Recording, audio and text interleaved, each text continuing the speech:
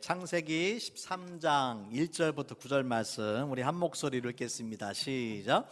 아브라함이 애굽에서 그와 그의 아내와 모든 소유와 롯과 함께 네겝으로 올라가니 아브라함에게 가축과 은과 금이 풍부하였더라. 그가 네겝에서부터 길을 떠나 베델에 이르며 베델과 아이 사이 곧 전에 장막 쳤던 곳에 이르니 그가 처음으로 제단을 쌓은 곳이라. 그가 거기서 여호와의 이름을 불렀더라. 아브라함의 일행 롯도 양과 소와 장막이 있으므로 그 땅이 그들이 동거하기에 넉넉하지 못하였으니 이는 그들의 소유가 많아서 동거할 수 없었음이니라. 그러므로 아브라함의 가축의 목자와 롯의 가축의 목자가 서로 다투고 또 가나안 사람과 브리스 사람도 그 땅에 거주하였는지라. 아브라함이 롯에게 이르되 우리는 한 친족이라 나나 너나 내 목자나 내 목자나 서로 다투게 하지 말자. 내 앞에 온 땅이 있지 아니하냐. 나를 떠나가라. 내가 좌하면 나는 우하고 내가 우하면 나는 좌하리라. 아멘. 자리에 앉으시기 바랍니다. 자, 믿음의 조상 아브라함에 관한 말씀을 우리가 창세기에서 보고 있는데요. 여러분, 이 아브라함의 신앙 여정을 우리가 따라가면서 믿음이 무엇인지를 여러 각도에서 관찰을 할 수가 있습니다. 자, 우리 지난주 말씀을 한번 복습을 해볼게요. 하나님께서 아브라함을 부르셔서 내가 지시할 땅으로 가라 해서 아브라함이 이제 하나님의 지시를 따라서 가나안 땅으로 들어왔습니다. 하지만 가나안 땅에 들어왔는데 아브라함이 기대했던 축복을 누린 것이 아니라 무엇이 기다리고 있었어요? 기근을 만났다. 기근을 만났어요. 여러분, 기근을 만나면은 어떻게 해야 돼요? 기근을 만나면, 여러분 인생에 기근을 만나면 어떻게 해야 돼요? 하나님 앞에 무릎 꿇어야죠. 하나님의 도우심과 은혜와 하나님의 인도하심을 위해서 기도해야 됩니다. 하지만 아브라함이 하나님을 의지하지 않고 기도하지 않고 자기의 이성적이고 합리적인 생각과 판단에 의해서 가나안 땅을 떠나서 어디로 갔어요? 애굽 땅으로 갔단 말이에요. 애굽 땅. 자, 애굽 땅에 이 아브라함이 이렇게 가나안을 떠나서 애굽으로 간 것은요, 결국에 이 불신과 불순종의 죄입니다. 하나님이 주신 말씀과 약속을 믿지 않았기 때문에 애굽으로 가는 선택을 했던 것이죠. 자, 애굽으로 간 이 아브라함이 모든 게 잘 되고 자기 생각대로 성공하고 형통했습니까? 그렇지 않죠. 오히려 아름다운 아내의 사례를 빼앗길 수 있는 그런 위험한 순간에 처하게 됩니다. 여러분 잘 기억하시기 바랍니다. 우리가 하나님의 사람이 하나님의 말씀대로 따라 살지 않으면은 더 큰 문제를 만나요. 더 큰 어려움을 만나는 것을 경험을 할 수가 있어요. 하지만 믿음으로 사는 그리스도인들에게는 인생의 위기가 오히려 하나님의 크신 능력과 사랑을 경험할 수 있는 기회다. 그런 기회를 통해서 우리의 신앙이 점점 이제 성장하게 되는 것입니다. 자, 하나님은 아브라함이 불신과 불순종으로 죄를 범해서 애굽 땅에 내려갔지만 그럼에도 불구하고 아브라함에게 은혜를 베풀어 주셨어요. 그래서 아내를 되찾게 해주셨을 뿐만 아니라 또 애굽 왕으로부터 많은 재물을 얻어서 애굽 땅을 떠나게 해주셨습니다. 그것이 이제 지난주에 우리가 함께 나누었던 그 창세기 12장에 나오는 말씀이죠. 자, 애굽을 떠난 아브라함의 가족은 이제 어디로 갔습니까? 어디로 갔을까요? 자, 오늘 본문에 말씀을 우리 같이 보겠습니다. 본문의 1절부터 4절 말씀 같이 보겠습니다. 본문의 1절부터 4절 말씀 제가 한번 읽어볼게요.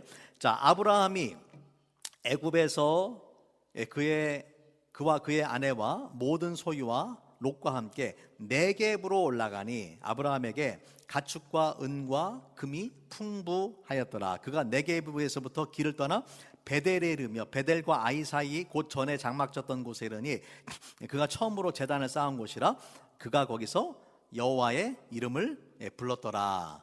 자, 여기 보니까요, 아브라함이 애굽을 떠나서 어디로 갔느냐? 첫 번째 그 1절의 말씀에 보면 어디로 갔어요? 네게브로 올라갔다. 그 다음에 3절에 보니까 네게브를 떠나서 어디로 갔어요? 베델로 갔죠. 베델. 그래서 여러분 요 이제 지도를 한번 보시면은요, 지도를 보시면 아브라함이 베델에 있다가 베델에서 장막을 치고 거기서 제단을 쌓고 있다가 내려간 곳이 바로 네게브예요. 남방이라고 돼 있. 남방.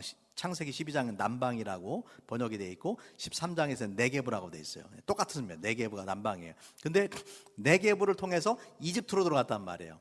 그런데 나올 때도 똑같아요. 이집트를 떠나서 어디로 갔느냐? 네게브를 지나서 다시 베델로 돌아간 것을 우리가 볼 수가 있습니다. 자, 왜 하필 다시 베델로 돌아갔을까요? 왜 하필 베델로 돌아갔느냐? 우리가 4절 말씀에서 볼 수가 있는데, 그가 처음으로 제단을 쌓은 것이라 그가 거기서 여호와의 이름을 불렀더라. 다시 말하자면은 베델이 어떤 곳이냐면은 아브라함이 하나님을 만난 곳이고 하나님을 예배한 곳이에요. 하나님의 임재를 경험한 장소가 바로 베델이에요. 그래서 다시 그 자리로 간다라는 것은 원점으로 돌아간 거예요. 하나님을 떠나서 죄를 범했던 아브라함이 다시 하나님을 만난 그 자리로 돌아간 것입니다. 여러분, 우리가 인생의 위기를 만날 때 그 위기로부터 회복을 경험하려면 어디로 가야 되냐면은 하나님을 만난 그 자리로 돌아가야 돼요. 나중에 우리가 야곱에 대한 이야기를 배울 텐데 야곱도 마찬가지. 사실 이 베델이라는 장소가 원래는 루스라는 이름을 가지고 있었어요. 그 루스라는 이름인데 야곱이 자기 형을 피해가지고 도망가는 길에 루스에서 돌베개를 베고 잠을 자다가 꿈에 하나님을 만나는 거예요. 그래서 그곳의 이름을 베델이라고 부르게 되는 거죠. 나중에 야곱이 그 인생의 시련을 겪은 다음에 하나님께서 뭐라고 말씀하십니까? 베델로 돌아가라, 그렇게 말씀하셨어요. 왜냐하면 그 자리가 바로 야곱이 하나님을 만났던, 또 하나님을 예배했던 자리이기 때문에 그렇습니다. 자, 우리가 누가복음 15장에 보면은 예수님께서 이 탕자의 비유를 말씀해 주세요. 여러분, 한 아버지에게 두 명의 아들이 있었는데 둘째 아들이 아버지의 유산을 다 달라고 요청을 합니다. 그 유산을 받아가지고 도시에 가서 방탕하게 자기 마음대로 다 쓴 거예요. 쓰고 나가지고 이제 거렁뱅이가 되니까 어느 정도 비참한 신세까지 가게 되냐면은 돼지가 먹는 쥐엄나무의 열매를 먹지도 못하는 그런 비참한 신세가 돼버렸어요. 근데 요즘은 그 쥐엄나무가 건강식품이랍니다. 옛날엔 돼지가 먹었는데 지금은 건강식품이라고 비싸게 팔아요. 쥐엄나무 열매조차도 먹지 못하는 신세가 됐어요. 그때에 이 아들이 어디로 돌아갑니까? 그렇죠. 아버지의 집이죠. 인생의 바닥까지 가고 나니까 그때 기억난 것이 아버지의 집으로 가야 되겠다. 갈 데가 없는 거예요. 그래서 다시 원점으로 돌아가게 되는 것이고, 아버지는 그 아들을 환영해주고 기쁘게 받아주는 것을 우리가 볼 수가 있습니다. 여러분, 베델이라는 이름의 의미가 어떤 의미냐면은 하나님의 집이다, 그런 의미를 가지고 있어요. 하나님의 집, 아버지의 집이죠. 그 아버지의 집으로, 하나님의 집으로 지금 아브라함이 다시 돌아간 것입니다. 자, 베델로 돌아온 아브라함에게 또 다른 문제가 발생을 했어요. 어떤 문제가 발생했느냐? 오늘 이제 말씀에 5절부터 7절 말씀인데 제가 한번 읽어보겠습니다. 아브라함의 일행 롯도 양과 소와 장막이 있으므로 그 땅이 그들의 동거하기에 넉넉하지 못하였으니 이는 그들의 소유가 많아서 동거할 수 없음이니라. 7절입니다. 그러므로 아브라함의 가축의 목자와 롯의 가축의 목자가 서로 다투고 가나안 사람과 브릿 사람도 그 땅에 거주하였는지라. 자, 어떤 일이 벌어졌느냐? 아브라함의 가축을 돌보는 목자와 롯의 가축을 돌보는 목자 사이에 다툼이 싸움이 일어났어요. 충돌이 일어났어요. 자, 왜 이런 싸움이 일어났느냐? 왜 이런 싸움이 일어났냐면은 2절 말씀에 보면은 이렇게 말씀을 했어요. 아브라함에게 가축과 은과 금이 풍부하였더라. 그리고 6절 말씀에 보니까 뭐라고 되어 있습니까? 그들의 소유가 많아서 동거할 수 없었습니다. 한마디로 애굽에서 돌아온 아브라함과 롯이 큰 부자가 된 거예요. 부자가 되니까 한정된 그런 땅덩어리 안에서 함께 가축을 키우다 보니까 이런 문제가 발생을 한 것이죠. 서로 경쟁하고 다툼이 일어난 것입니다. 예를 들면은 누가 먼저 우물물을 차지할 것이냐, 또는 누가 더 좋은 목초지에 가서 양을 먹일 것이냐, 이런 문제들을 가지고 마찰이 일어난 것 같아요. 자, 표면적으로는 아브라함의 목자와 롯의 목자 사이에 일어난 다툼이지만 실제적으로는 누구와 누구의 갈등이나 마찬가지예요. 아브라함과 롯의 갈등이죠. 왜냐하면 이 가축들의 소유자가 아브라함과 롯이니까 그렇습니다. 여러분, 이 갈등을 통해서 우리가 두 가지 먼저 발견을 할 수가 있어요. 첫 번째는 뭐냐면, 여러분, 갈등은 종종 멀리 있는 사람이 아니라 가까이 있는 사람들 사이에서 벌어진다라는 것입니다. 멀리 있는 사람하고 갈등을 빚을 이유가 별로 없어요. 얼굴도 보지 않고 대화도 하지 않는 사람들하고 가까이 있는 사람들, 부부 사이에, 부모와 자녀 사이에, 형제 사이에, 가까운 친구 사이에, 또는 교회에서 함께 신앙생활하는 믿음의 형제와 자매들 사이에 이런 갈등이 일어날 수가 있는 것입니다. 요즘 이제 우리 오늘 내일이면 한가위 추석인데, 명절 때가 되면은, 한국의 명절 때가 되면 어떤 일이 벌어집니까? 형제들이 다 모이잖아요. 그러면은 좋은 일만 벌어지겠어요? 가정폭력, 이 싸움, 막 이런 일들이요, 평상시보다 60%가 늘어난대요. 경찰 신고 접수가 그만큼 더 늘어나는 거예요. 서로 사랑해야 될 형제자매들이 모였는데 다툼과 싸움이 막 일어나는 거예요. 알고 보면은 별 아무것도 문제도 아니죠. 어떤 경우는 정치적인 이슈 가지고 형제들 뭐 자기들이 싸운다고 뭐 바뀌어요? 아무것도 안 바뀌는데 그거 가지고 열을 내고 싸우다가 그렇게 싸우는 형제들끼리 싸우는 경우들도 있습니다. 자, 그래서 아브라함과 롯도 마찬가지죠. 아브라함과 롯의 관계를 보면은 롯은 원래 아브라함의 형제인 하란의 아들이에요. 그런데 이 하란이 일찍 세상을 떠났어요. 세상을 떠나니까 조카인 롯을 아브라함이 친자식처럼 돌봐줬단 말이에요. 그래서 삼촌과 조카의 관계이지만은 어떻게 보면은 아버지하고 아들의 관계와도 같은 것이 아브라함과 롯의 그런 관계입니다. 이런 가까운 관계에 있을수록 우리가 더 갈등이 일어날 소지가 크다라는 것입니다. 자, 두 번째로 이들의 갈등을 통해 볼 수 있는 것은 뭐냐면요, 갈등은 너무 없어서 발생할 수도 있지만 너무나 많아서 생길 수도 있다라는 거예요.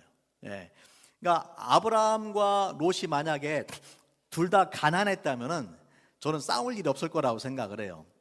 그 이전에 그 메소포타미아 지역을 떠나고 하란을 떠나고 가나안 땅 들어올 때까지는 아브라함하고 롯하고 싸우질 않았어요. 오히려 힘들고 어렵고 가난하면요, 콩 한 쪽도 서로 나눠 먹게 돼 있어요. 그런데 그만큼 서로를 의지하면서 살아가는 것이죠. 하지만 경제적으로, 물질적으로 풍요로워지다 보면은 더 많은 갈등이 빚어집니다. 왜냐하면 인간의 욕심이 끝이 없어서 더 많은 것을 차지하려고 하다 보니까 경쟁하고 갈등이 생기게 되는 거죠. 여러분, 가난한 부모가 죽으면 자녀들이 싸울 일이 없어요. 그죠? 근데 부자 부모가 죽으면 자녀들이 싸웁니다. 뭐 때문에? 유산 상속 때문에. 여러분의 부모님이 부자가 아닌 것을 감사하시기 바랍니다. 그것도 감사할 일이에요. 예. 자녀들 간에 싸워가지고 특별히 뭐 이런 대기업 이런 데 보세요. 형제들끼리 싸워서 법정 다툼에 가고 세상 뉴스에 나오고 이런 경우들이 얼마나 많아요. 그들이 가난했다면 그렇게 싸우지 않았을 거예요. 돈이 많으니까 싸우게 되는 거예요. 인간의 끝도 없는 욕심과 이기심 때문에 부유한 중에서도 갈등이 더 많이 일어나는 것을 볼 수가 있습니다. 자, 오늘 말씀의 핵심은 뭐냐면 이러한 갈등의 상황은 또 다른 위기예요. 아브라함에게 또 다른 위기인데 믿음의 조상, 믿음의 사람인 아브라함이 이 갈등의 문제를 어떻게 해결했느냐라는 것이 오늘 말씀의 핵심이에요. 우리가 아브라함을 통해서 성숙한 믿음의 사람이 어떻게 갈등을 해결해야 되는가, 그 단계 몇 가지를 함께 살펴보기를 원합니다. 첫 번째 단계는 갈등의 상황을 직면하고 우리가 문제를 객관적으로 파악을 해야 됩니다. 여러분, 문제가 발생했는데 회피한다든지 모른 척한다고 해서 문제는 절대로 해결되질 않습니다. 문제를 직면해야 돼요. 이런 문제가 생겼구나. 또 갈등이 생기면요, 주로 많은 사람들이 자기 입장에서만 그 문제를 보기가 쉬워요. 그리고 감정이 앞서서 그 문제를 객관적으로 보지 못할 때가 많습니다. 하지만 갈등을 우리가 제대로 해결하려면 감정보다 더 중요한 것이 팩트예요. 사실이에요. 사실을 중심으로 객관적인 입장에서 그 문제를 봐야지 감정이 앞서게 되면은 문제를 해결할 수가 없어요. 객관적인 입장에서 그 문제의 원인과 이유가 왜 이런 문제들이 발생했는지를 봐야 되는 것이죠. 아브라함과 롯의 경우는 지금 한정된 지역에서 두 가정이 함께 목축을 하다 보니까 서로 경쟁이 일어나게 되고 부딪힐 일이 많았던 것이죠. 첫 번째 단계가 문제를 객관적으로 직면하고 문제의 원인과 이유를 우리 사실에 입각해서 파악을 하는 것입니다. 자, 두 번째로 갈등을 해결하기 위해서 믿음의 사람이 먼저 문제 해결에 주도권을 가져야 된다는 사실입니다. 자, 오늘 말씀에 보면은 아브라함이 이렇게 말하지 않았어요. 내가 삼촌이니까 내가 먼저 갈 수는 없지. 롯이 언제 와서 이 문제에 대해서 나와 상의하는가 두고 보자 했으면은, 롯이 올 때까지 기다렸으면은 어쩌면 문제 해결이 안 됐을 수도 있어요. 그런데 롯이 올 때까지 아브라함이 기다리지 않고 8절 말씀에 보면은, 오늘 말씀에 8절에 보니까 8절이 어디 있습니까? 8절 말씀에 보니까 이렇게 말씀을 하죠. 아브라함이 롯에게 이르되, 누가 먼저 찾아갔어요? 아브라함이 롯에게 먼저 찾아가서 대화를 시도합니다. 아브라함이 내가 연장자고 내가 삼촌이니까 하면서 자기 자존심을 내세우고 롯이 오기를 기다렸다면 문제 해결이 되지 않을 수가 있어요. 여러분, 갈등이 해결되려면 누군가 먼저 찾아가서 대화를 시도해야 됩니다. 부부간에도 그렇잖아요. 부부간에 싸우고 나면은 서로 얼굴도 안 보고 말을 안 할 때가 있죠. 저만 그렇습니까? 저희 부부만 그렇습니까?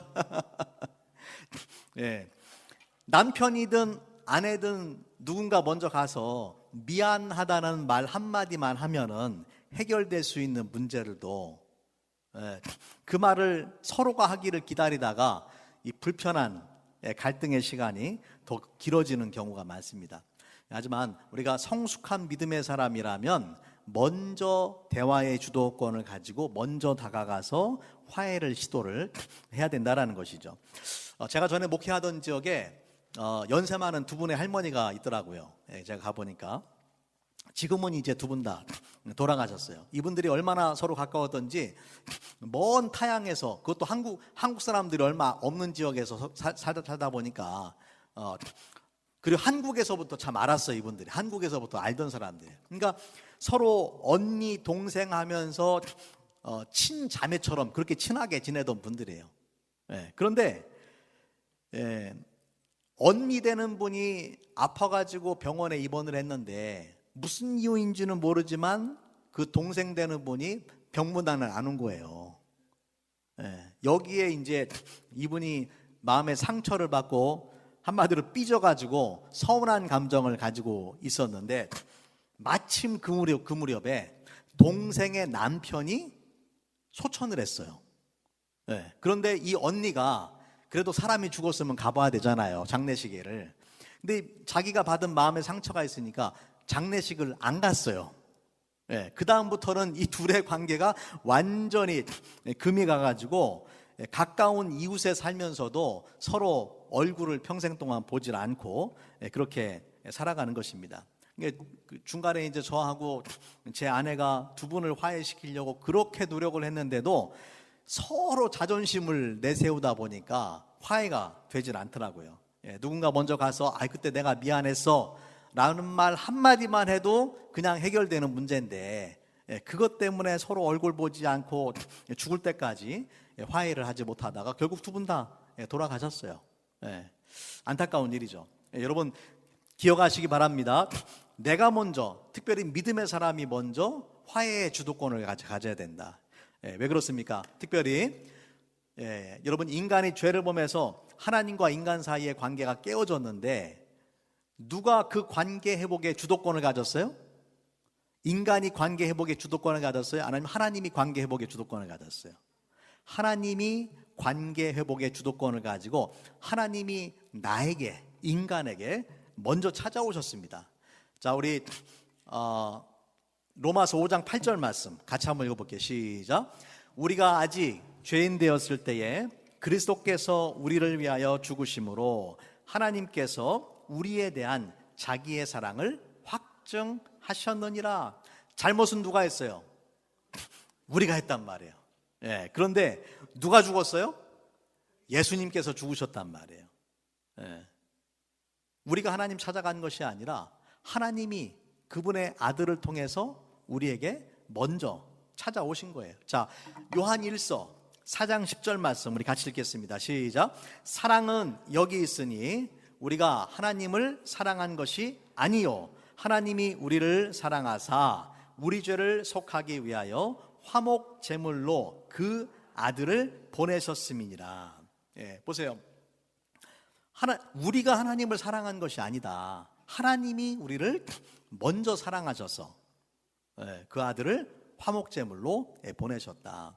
잘못은 나에게 있지만 하나님이 먼저 찾아오셔서 화해의 악수를 청하신 거예요. 여러분, 우리 그리스도인들은 이런 하나님의 놀라운 사랑과 은혜로 죄사함 받고 하나님의 자녀가 되고 천국 백성이 되었어요. 믿으십니까? 그러면은 이런 놀라운 사랑과 은혜를 경험한 사람이 어떻게 살아야 되겠어요? 내가 우리 인생의 갈등을 만날 때에 그 사람이 먼저 나한테 오나 안 오나 보자. 그렇게 살지 말고 내가 먼저 주님이 나에게 하신 것처럼 내가 먼저 다가가서 손을 내미실 줄로 믿습니다. 그렇게 하실 줄로 믿습니다.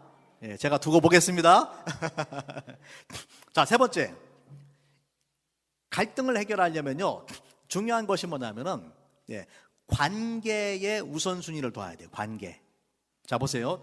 오늘 말씀에 8절로 돌아가서 8절에 보면은 아브라함이 롯에게 이르되 뭐라고 말했어요? 우리는 한 친족이라. 지금 이 롯과 일어난 갈등의 문제에 대해서 이야기하기 전에 아브라함이 먼저 뭐라고 이야기하냐면 우리는 가족이다, 친족이다. 그러니까 지금 양이나 목초지나 재산이나 이거보다 뭐가 더 중요하다라는 거예요? 가족 관계가, 그 관계가 더 중요한 거 아니냐라고 아브라함이 지금 말하는 것이죠. 여러분, 갈등의 상황에서 문제를 관계보다 우선시 여기면은 관계가 깨어집니다. 하지만은 관계를 그 어떤 문제보다 우선시 여기게 되면은 갈등 해결의 길이 열리게 되는 것입니다. 부모와 자녀의 관계가 중요합니까? 돈이 중요합니까? 부모 자녀의 관계가 더 중요하잖아요. 근데 많은 사람들이 부모 자녀 관계보다도 돈을 더 중요하게 여기니까 부모 자녀 간에 돈 문제 때문에 깨어지고 서로 상처를 주는 일들이 발생하잖아요. 마찬가지, 부부 사이도 마찬가지고, 형제도 마찬가지고, 친구도 마찬가지고, 교회 안에 우리 성도들, 형제와 자매도 마찬가지예요.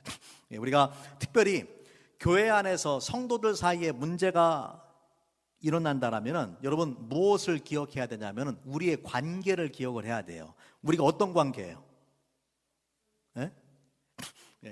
우리는 예수님의 피를 함께 나눈 형제와 자매들이에요. 오늘 우리가 뭘 했어요? 주의 만찬을 했잖아요. 예수님의 피를 함께 먹었잖아요. 예수님의 살을 함께 먹고 마셨잖아요. 같이 한번 따라합니다. 내 안에는 예수의 피가 흐른다. 예수님의 피를 여러분 다 수혈 받으신 거예요. 그래서 우리가 예수님 안에서 피로 맺어진 형제와 자매라는 거예요. 여러분 이 관계를 소중하게 여겨야 된다는 거예요. 그런데 이 관계보다도 때로는 먹을 것 때문에 막 싸우고 이러면 되겠어요? 안 되는 거죠. 그래서 사실 뭐 교회 안에서 일어나는 대부분의 갈등도 알고 보면은 대수로운 거 하나도 없어요. 별 문제 아니에요. 그냥 미안해 하고 화해하면 손 내밀면 되는 거예요. 특별히 우리 교회 이름이 뭡니까? 사랑제일교회인데 사랑하지 않으면은 우리 이 지역 사회에서 웃음거리가 돼버립니다. 여러분 형제 자매 간에 더 사랑하시기 바랍니다.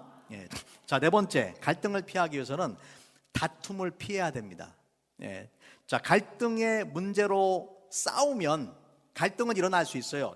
그런데 그 문제를 가지고 싸우기 시작하면은 끝이 없어요. 갈등, 이 싸움을 피하려는 태도를 가지고 있어야 된다는 거죠. 자, 보세요. 8절에서 아브라함이 뭐라고 말했습니까? 나나 너나 내 목자나 내 목자나 서로 다투게 하지 말자. 다시 말하면 너하고 나도 싸우지 말고 우리 목자들끼리도 싸우게 하지 말자라는 거예요. 아브라함이 롯을 찾아온 것은 따지거나 싸우려고 지금 온 것이 아니라 싸움을 피하기 위해서 롯에게 찾아왔다는 것이죠. 여러분 이것이 성숙한 믿음의 사람의 태도입니다. 자, 성경에 보면은 이 다툼과 시비를 그치는 것에 대해서 여러 가지 많은 말씀들이 있는데 몇 가지 말씀들은 같이 한번 보겠습니다. 잠언 17장 14절 말씀 같이 읽을게요. 시작. 다투는 시작은 두 물이 터져 나옴 같으니 싸움이 일어나기 전에 시비를 그칠 것이니라. 보세요. 두 물이 터져 나온다라는 말은 히브리어로 피르차라는 단어인데 이건 넘치다, 터져서 흘러 넘친다 그런 의미를 가지고 있어요. 마치 뭐 같으면은 뚝이나 댐이 넘쳐가지고 물이 걷잡을 수 없이 막 흘러나오는 그런 상황이라는 거죠. 근데 다툼도 처음에는 아주 사소한 오해나 작은 말다툼을 가지고 시작이 되는데 일단 한번 터지면 통제가 안 된다는 거예요. 통제가 안 돼요. 작은 것이 나중에는 큰 싸움이 벌어지기도 하는 것이죠. 그래서 처음부터 다투지 말아야 된다. 자, 잠언 20장 3절 말씀 같이 읽겠습니다. 시작. 다투는 것이 마땅하지 아니하거니와 어리석은 자는 다투기를 좋아하느니라. 다투기를 좋아하는 사람 어떤 사람이라고요? 어리석은 사람이다. 우리 교회 안에서 누가 다투면 어떻게 생각하시면 돼요? 어리석은 사람이다. 그렇게 생각하시면 됩니다. 자, 신약도 마찬가지예요. 신약에 보면은 이 다툼에 관한 여러 말씀들이 있어요. 로마서 12장 18절 말씀에 보면은 할 수 있거든 너희로서는 모든 사람과 더불어 화목하라. 싸우지 말고 화목하라. 고린도전서 6장 7절 말씀에 보면은 너희가 피차 고발함으로 너희 가운데 이미 뚜렷한 허물이 있나니 차라리 불의를 당하는 것이 낫지 아니하며 차라리 속는 것이 낫지 아니하냐. 자, 이 말씀의 배경이 뭐냐면요, 바울 사도가 고린도 교회에 지금 이 편지를 쓰고 있는 것인데 고린도 교회에서 교회 안에서 성도들 사이에 다툼과 분쟁이 일어났어요. 그래서 서로 고발을 해가지고 세상 법정에 가가지고 재판을 받는 상황이 된 거예요. 그래서 바울이 뭐라고 이야기합니까? 세상 법정에 서서 하나님을 욕되게 하느니 차라리 억울한 일을 당해도, 불의를 당해도 그냥 그걸 당하는 게 낫지 않느냐, 네가 손해보는 게 낫지 않느냐, 차라리 속는 것이 낫지 않느냐. 그러니까 서로 고발하고 그렇게 하지 말고 차라리 속고 차라리 손해를 봐라, 그렇게 말을 하는 것이죠. 야고보서 4장 1절 말씀, 같이 한번 읽어볼까요? 시작. 너희 중에 싸움이 어디로부터, 다툼이 어디로부터 나느냐? 너희 지체 중에서 싸우는 정욕으로부터 나는 것이 아니냐. 인간의 욕심, 정욕, 거기에서부터 싸움이 나온다라는 것입니다. 결국에 어떻게 됩니까? 만일, 갈라디아서 5장 15절, 만일 서로 물고 먹으면 어떻게 돼요? 피차 멸망할까 조심하라. 교회 안에서 싸워서 누가 득을 봅니까? 마귀만 득을 보는 거예요. 마귀만. 형제와 자매끼리 싸워서 아무도 승자가 없어요. 그는 마귀만 뒤에서 웃고 있는 거예요. 내 생각대로 잘하고 있어. 그래, 좀 더 싸워. 부추기는 거예요. 불난 집에 부채질하는 것처럼 마귀가 뒤에서 그렇게 하고 있는데, 그것도 모르고 자기 감정에 막 분노의 감정, 미움의 감정을 이기지 못하고 싸워대면은 마귀의 이 하수인 노릇을 하게 되는 것입니다. 자, 마지막입니다. 마지막으로 우리가 갈등의 문제를 해결하려면요, 겸손과 양보의 태도가 필요합니다. 자, 9절 말씀으로 가겠습니다. 9절 말씀 같이 읽겠습니다. 시작. 내 앞에 온 땅이 있지 아니하냐? 나를 떠나가라. 내가 좌하면 나는 우하고 내가 우하면 나는 좌하리라. 자, 아브라함이 이 갈등의 상황을 싸우지 않고 평화적으로 해결하기 위해서 어떻게 했습니까? 지금 헤어져야 되는 상황이 돼버린 거예요. 그대로 있으면 안 되니까. 그런데 이런 과정에서 땅을 먼저 선택할 수 있는 권한을 롯에게 부여를 해주는 거예요. 아브라함이 그렇게 말하지 않았어요. 내가 삼촌이니, 내가 연장자니, 내가 땅을 먼저 선택을 하면은 너는 그 다음에 다른 데로 가라. 그렇게 말하는 것이 아니라 내가 좌하면 나는 우하고 네가 우하면 나는 좌할 것이다. 아브라함의 겸손함과 또 상대방을 배려하고 양보하는 그런 태도를 볼 수가 있는 것이죠. 자기 자존심을 내려놓고, 왜냐하면 아브라함은 싸우러 온 게 아니니까. 자, 빌립보서 2장 3절 말씀 같이 보겠습니다. 같이 읽겠습니다. 시작. 아무 일에든지 다툼이나 허영으로 하지 말고 오직 겸손한 마음으로 각각 자기보다 남을 낮게 여기고. 보세요. 아무 일, 어떤 일을 하더라도 다툼이나 허영으로 하지 말아라. 어떤 마음을 가지라고요? 겸손한 마음을 가져라. 겸손한 마음. 겸손한 마음으로 자기보다 남을 어떻게 여기라고요? 낮게 여겨라. 제가 전에도 말씀드렸지만 여기서 낮게는 지읒 받침이 아니에요. 지읒이 아니라 시옷 받침이에요. 이해가 되십니까? 남을 나보다 낮게 여기라는 게 아니라 낮게 여기라는 거예요. 낮게 여기라고. 나보다 더 훌륭한 분이다. 나보다 더 나은 사람이다. 그렇게 여겨야 된다는. 여러분, 이러한 겸손과 양보의 모습을 우리에게 보여주신 분이 바로 예수님이죠. 빌립보서 같은 장 2장에 5절부터 8절 우리 같이 한번 한 목소리를 읽겠습니다. 시작. 너희 안에 이 마음을 품으라. 곧 그리스도 예수의 마음이니 그는 근본 하나님의 본체시나 하나님과 동등됨을 취할 것으로 여기지 아니하시고 오히려 자기를 비워 종의 형체를 가지사 사람들과 같이 되셨고 사람의 모양으로 나타나사 자기를 낮추시고 죽기까지 복종하셨으니 곧 십자가에 죽으심이라. 여러분, 예수님은 가장 높은 분이에요. 그런데 가장 낮은 곳으로 오셨어요. 예수님의 인생은 두 가지로 심벌로 표현될 수 있는데 말구유와 십자가입니다. 예수님의 시작은 말구유에서 시작을 했고 예수님의 마지막은 십자가에서 마치셨어요. 여러분, 이것이 예수님이 우리에게 보여주신 겸손과 양보와 희생의 정신입니다. 자, 말씀을 마치겠습니다. 우리 인생에서 갈등을 때로는 피할 수가 없습니다. 갈등은 일어나요. 문제는 우리가 어떻게 그런 갈등을 해결해 나가는가에 따라서 우리가 얼마나 성숙한 믿음의 사람인가가 드러나게 되는 것입니다. 아브라함은 어떻게 조카 롯과의 갈등을 해결했습니까? 먼저 갈등의 상황을 객관적으로 파악을 했어요. 자기 주관적으로, 또 자기 감정에 치우치는 것이 아니라 객관적으로 먼저 파악을 해야 되고요. 대화의 주도권을 가지고 먼저 롯에게 다가갔습니다. 또 다른 어떤 문제보다도 관계를 더 소중하게 우선순위로 여겼고요. 또 다툼을 피했어요. 또 겸손과 양보의 태도로 이 문제를 해결하려고 했습니다. 여러분, 이것이 바로 갈등 해결의 좋은 모델이 됩니다. 여러분의 삶에 갈등이 일어날 때에 이 아브라함의 모범을 잘 따라서 실천하셔서 갈등을 지혜롭게 잘 해결할 수 있기를 주님의 이름으로 축원합니다. 우리 같이 한번 기도하겠습니다.